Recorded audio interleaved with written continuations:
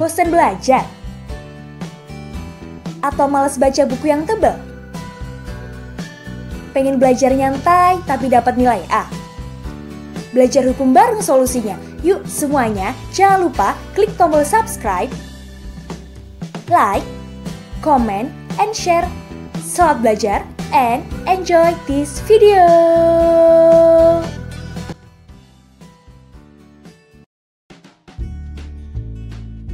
Halo, welcome back to BHP Channel. Kali ini kita akan belajar terkait sistem hukum. Simak terus ya penjabarannya. Pengertian sistem hukum.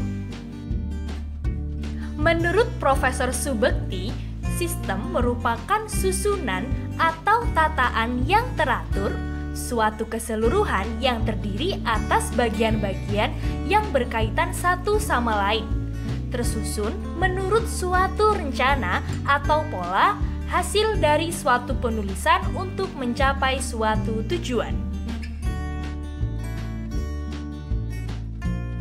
Nah, setiap sistem mengandung beberapa asas yang menjadi pedoman dalam pembentukannya.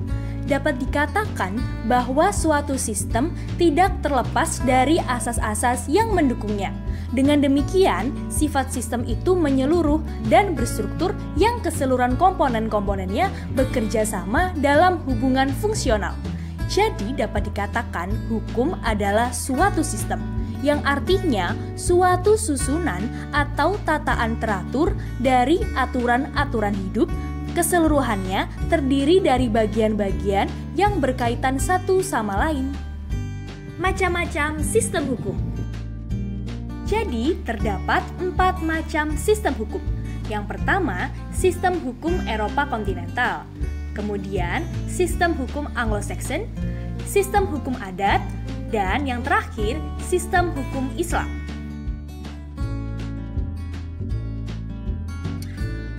Sistem hukum Eropa kontinental.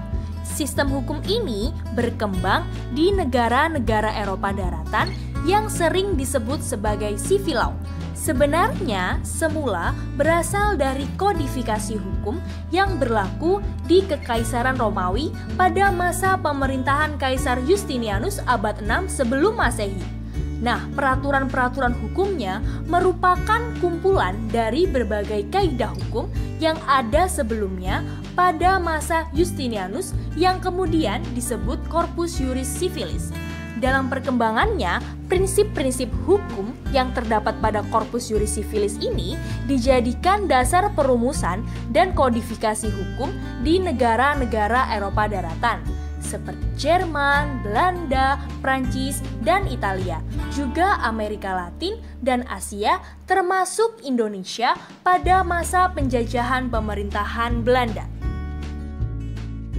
Kemudian, prinsip utama yang menjadi dasar dari sistem hukum Eropa kontinental itu ialah hukum memperoleh kekuatan mengikat karena diwujudkan dalam peraturan-peraturan yang berbentuk undang-undang dan tersusun secara sistematik di dalam kodifikasi atau kompilasi tertentu. Nah, prinsip dasar ini dianut mengingat bahwa nilai utama yang merupakan tujuan hukum adalah kepastian hukum. Kepastian hukum hanya dapat diwujudkan kalau tindakan-tindakan hukum manusia dalam pergaulan hidup diatur dengan peraturan-peraturan hukum yang tertulis.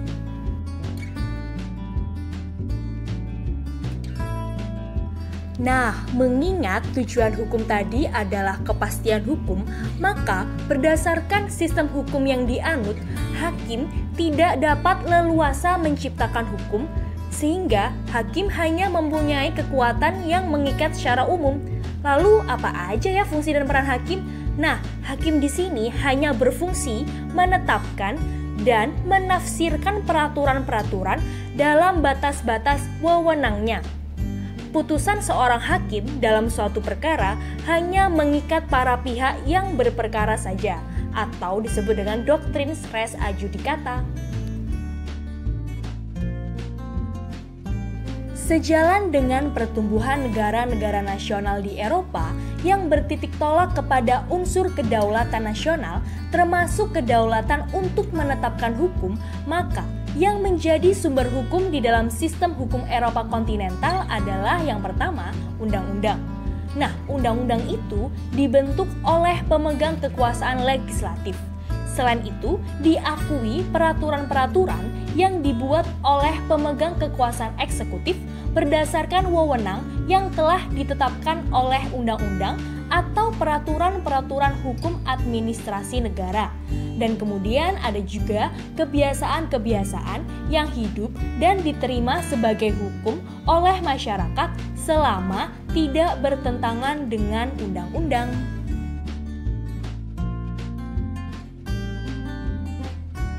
Penggolongan sistem hukum dalam Eropa kontinental. Berdasarkan sumber-sumber hukum tadi, maka sistem hukum Eropa kontinental penggolongannya ada dua, yaitu penggolongan ke dalam bidang hukum publik dan hukum privat. Hukum publik mencakup peraturan-peraturan hukum yang mengatur kekuasaan dan wewenang penguasa atau negara serta hubungan-hubungan antara masyarakat dan negara. Termasuk dalam hukum publik ini adalah yang pertama ada hukum tata negara, hukum administrasi negara, dan hukum pidana. Dan selanjutnya, hukum privat ini mencakup peraturan-peraturan hukum yang mengatur tentang hubungan antara individu-individu dalam memenuhi kebutuhan hidup demi hidupnya. Yang termasuk dalam hukum privat ialah yang pertama yaitu hukum sipil dan yang kedua hukum dagang.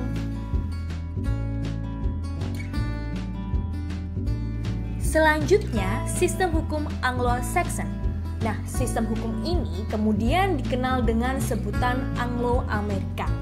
Sistem hukum mulai berkembang di Inggris, yaitu pertama pada abad 11 yang sering disebut sebagai sistem common law dan sistem unwritten law atau tidak tertulis.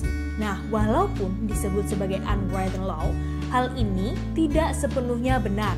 Alasannya adalah di dalam sistem hukum ini dikenal pula adanya sumber-sumber hukum yang tertulis. Lalu terdapat pula 4 yang menjadi sumber hukum dalam sistem hukum Anglo-Saxon. Yang pertama yaitu putusan hakim atau judicial decision, kemudian ada juga kebiasaan-kebiasaan, undang-undang, dan peraturan administrasi negara.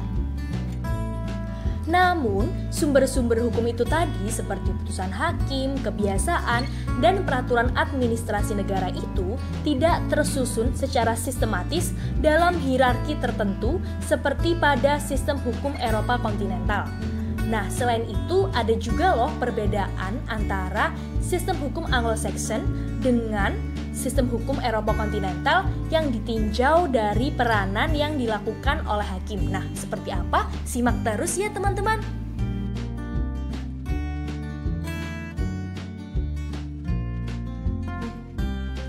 Fungsi dan peran hakim dalam sistem hukum Anglo-Saxon ini tidak hanya bertugas sebagai menetapkan dan menafsirkan peraturan-peraturan hukum atau peraturan perundang-undangan saja, namun memiliki 3 fungsi dan peran yang utama, yaitu yang pertama, membentuk seluruh tata kehidupan masyarakat.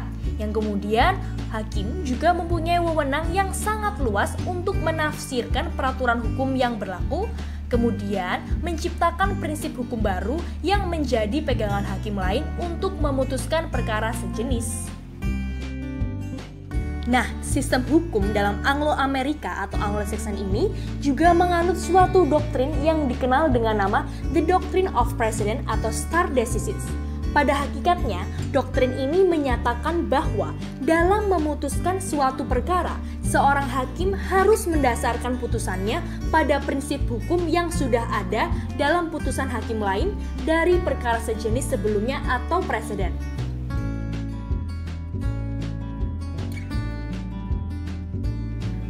Dalam perkembangannya, sistem hukum Anglo-Amerika itu mengenal pula pembagian antara hukum publik dan hukum privat. Nah, pengertian yang diberikan kepada hukum publik hampir sama dengan pengertian yang diberikan oleh sistem hukum Eropa kontinental. Sementara itu, bagi hukum privat, pengertian yang diberikan oleh sistem hukum Anglo-Saxon ini agak berbeda dengan pengertian yang diberikan oleh sistem hukum Eropa kontinental.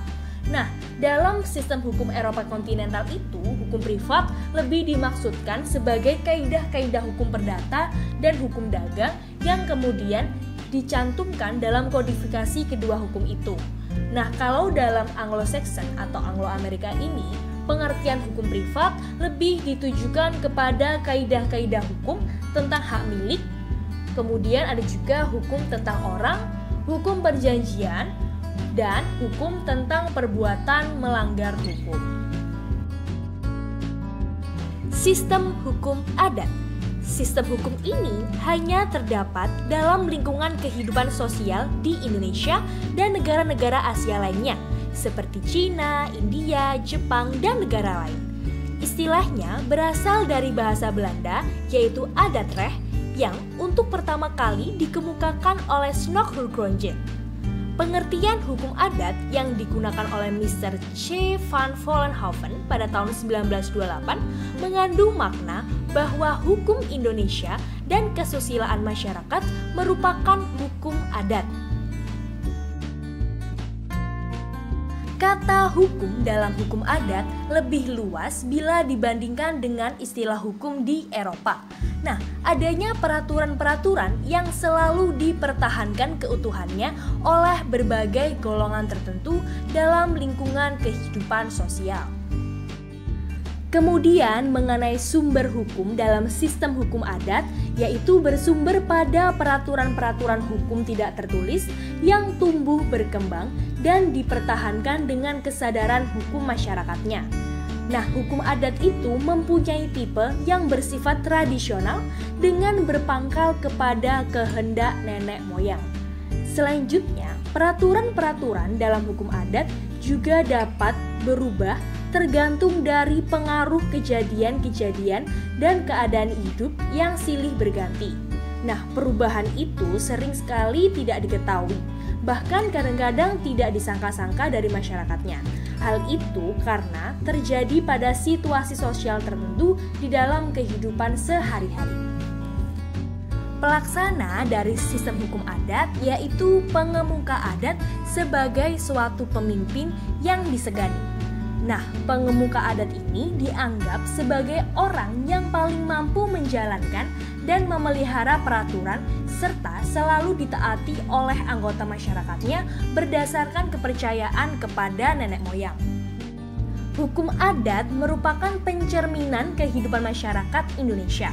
Nah, masyarakat itu sendiri selalu berkembang dengan tipe yang mudah berubah dan elastis. Maka, sejak penjajahan Belanda banyak mengalami perubahan sebagai akibat dari politik hukum yang ditanamkan oleh pemerintah penjajah itu, yang diwujudkan dengan adanya hukum pidana adat dan hukum peruntangan adat. Oke, pembahasan mengenai sistem hukum selanjutnya yaitu sistem hukum Islam. Nah, sistem hukum ini semula dianut oleh masyarakat Arab sebagai awal dari timbulnya dan penyebaran agama Islam. Kemudian berkembang ke negara-negara lain seperti Asia, Afrika, Eropa, dan Amerika secara individual atau kelompok. Sementara itu, untuk beberapa negara di Afrika dan Asia, perkembangannya sesuai dengan pembentukan negara yang berasaskan ajaran Islam. Nah, bagi negara Indonesia sendiri, walaupun mayoritas warga negaranya beragama Islam, pengaruh agama itu tidak besar dalam bernegara. Hal itu karena asas pembentukan negara bukanlah menganut ajaran Islam.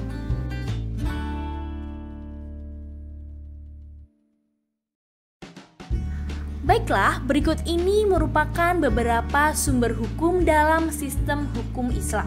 Yang pertama yaitu Al-Quran, yang merupakan kitab suci dari kaum muslimin yang diwahyukan oleh Allah kepada Nabi Muhammad Rasulullah dengan perantara malaikat Jibril. Kemudian ada juga sunnah dan hadis yang berisi mengenai cara hidup dari Nabi Muhammad atau cerita-cerita mengenai Nabi Muhammad. Kemudian ada juga ijma yang merupakan kesepakatan para ulama besar tentang suatu hal dalam cara bekerja atau berorganisasi.